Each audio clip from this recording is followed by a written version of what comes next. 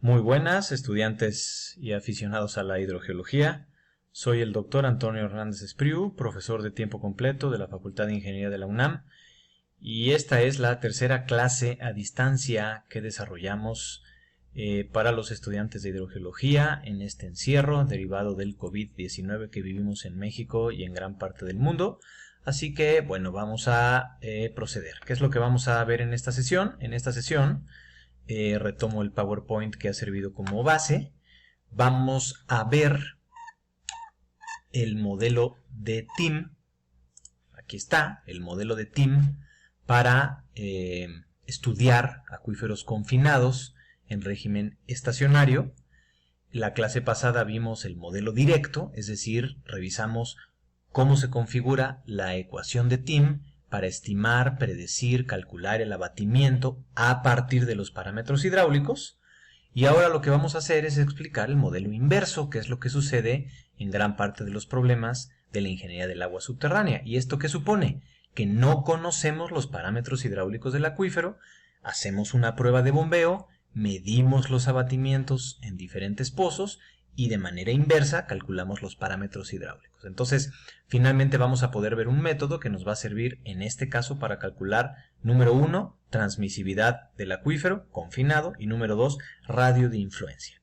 Ok, entonces, pues vamos hacia allá, vamos a generar una nueva pizarra, estacionario inverso, y vamos a explicar de qué se trata este modelo inverso para estimar parámetros hidráulicos. Bueno, muy bien. Ok, entonces habíamos visto la clase pasada que la ecuación de TIM que nos sirve para estimar el abatimiento se expresa de la siguiente manera. S en función de la distancia, abatimiento en función de la distancia, es igual al caudal de extracción entre 2 veces pi por el tiempo por el logaritmo natural del radio de influencia entre una distancia r. Ok, bueno, entonces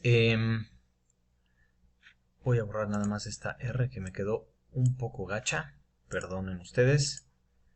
Ok, ahí está.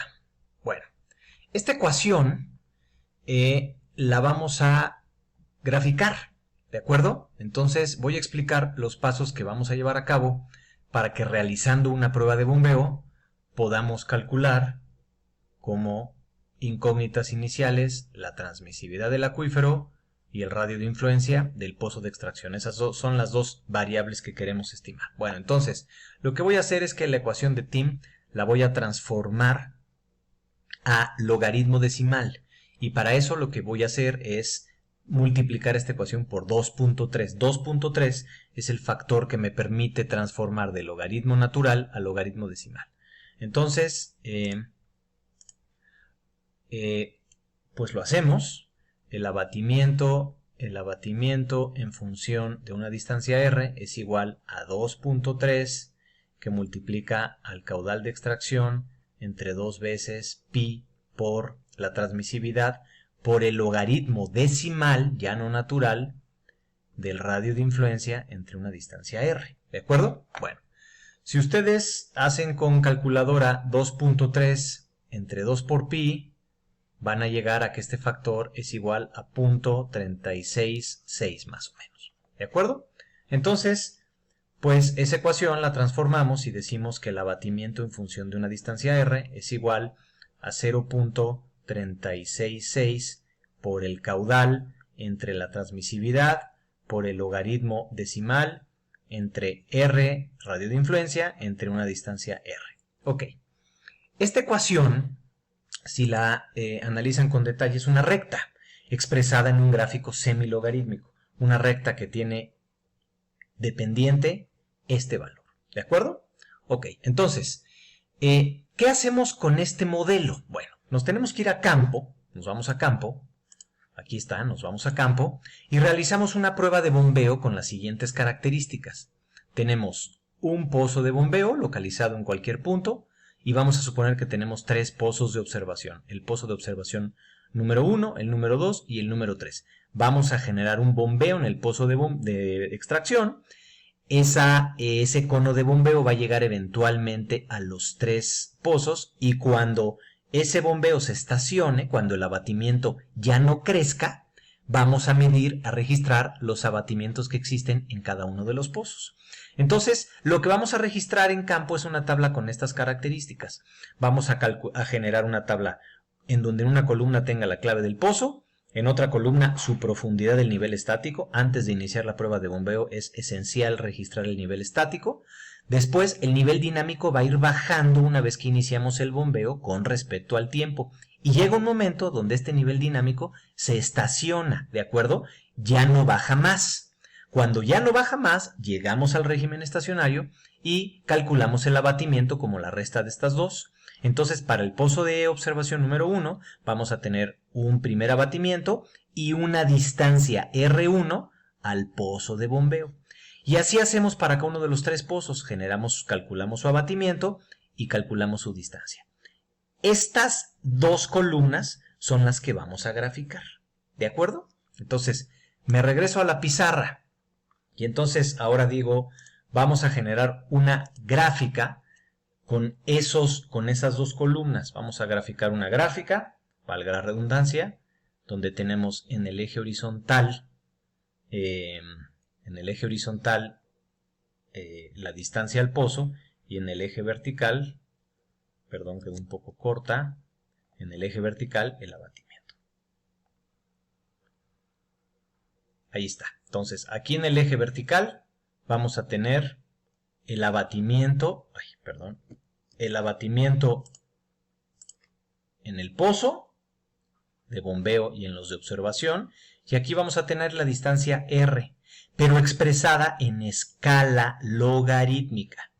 No quiere decir que le vamos a sacar el logaritmo a R, quiere decir que este eje lo vamos a expresar en escala logarítmica, es decir, aquí vamos a tener 1, aquí vamos a tener 10, aquí vamos a tener 100 y así sucesivamente, ¿de acuerdo? Entonces, vamos a graficar estos 3 puntos, vamos a graficar el abatimiento registrado en cada uno de los pozos de observación y la distancia al pozo de bombeo de cada uno de los tres puntos, ¿de acuerdo? Ok, entonces lo que vamos a tener es, para el primer pozo de observación, es el que más va a estar cerca del pozo de bombeo y entonces va a tener un abatimiento por acá. Aquí, esta es cartesiana, este eje es cartesiano y este es logarítmico, entonces este va a ser el pozo de bombeo número 1. Después el pozo de bombeo número 2 está un poco más alejado del pozo de bombeo, por lo que va a tener un abatimiento mayor y por lo tanto va a tener una distancia mayor. El pozo de bombeo va a estar por acá, el pozo de observación número 2 va a estar por acá, y el tercer pozo de observación va a estar por acá, es el que más lejos está del pozo de bombeo y por lo tanto el que menor abatimiento tiene. Aquí está. Estos 3 puntos expresados en una gráfica semilogarítmica, insisto, este eje se expresa en escala logarítmica y este eje se expresa en escala cartesiana, van a tender a formar una recta. Pues lo que se antoja hacer, evidentemente, es ajustar estos puntos a una recta de regresión lineal. Vamos a ajustar estos puntos a una recta de regresión lineal. ¿De acuerdo? Esa recta de regresión lineal, ¿cómo verificamos su ajuste? Esta es una recta, esta es una regresión lineal,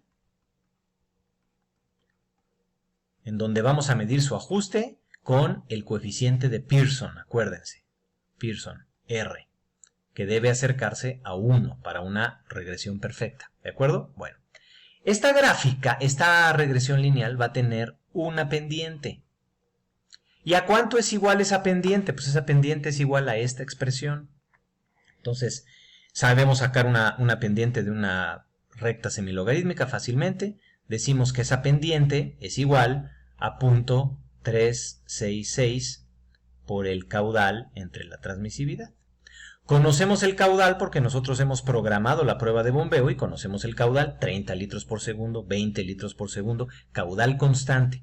Acabamos de calcular la pendiente, ¿estamos de acuerdo? Entonces, pues de aquí nada más despejamos la transmisividad y la transmisividad es igual a 0.366 por el caudal entre la pendiente. Y con ese planteamiento podemos calcular la transmisividad del acuífero. Entonces, esta ya está calculada. El segundo parámetro es el radio de influencia. Si se acuerdan, en la clase pasada decíamos, el radio de influencia es la distancia radial desde el pozo de bombeo donde el abatimiento es 0. Bueno, en este punto en la gráfica, ¿dónde tenemos un abatimiento 0? Pues el abatimiento 0 se da de prolongar esta recta de regresión hasta que intersectemos con el eje horizontal. Y en este punto, S es igual a 0. ¿Estamos de acuerdo? Entonces, el radio de influencia simplemente es esta magnitud. Lo voy a poner ahora con verde. Ok, entonces, pues el radio de influencia es la distancia que existe desde este punto, R, hasta este punto de acá. Esta magnitud es el radio de influencia, que repito, sale ¿de dónde? De haber prolongado la recta de regresión, que generalmente se utiliza mínimos cuadrados, de prolongar la recta de regresión a la intersección con el eje de las abscisas. En este punto, por definición, el abatimiento es igual a 0, y lo único que tenemos que hacer es leer esta distancia. Esta es una distancia real, y este es el radio de influencia. Y con la pendiente de la recta de regresión, calculamos la transmisividad despejándola de esta parte de la ecuación de TIM. ¿De acuerdo? Un apunte con respecto a esta pendiente. Esta pendiente, pues como la sabemos calcular, esta pendiente es, voy a afinar un poco esta pendiente es M es igual a, pues, Y2 menos Y1 entre X2 menos X1, ¿de acuerdo? Y2 menos Y1 es un incremento del abatimiento.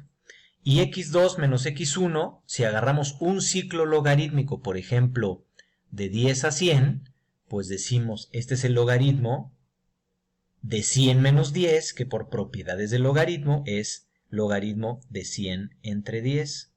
O sea, incremento del abatimiento entre logaritmo de 10. ¿Pero cuánto es el logaritmo de 10?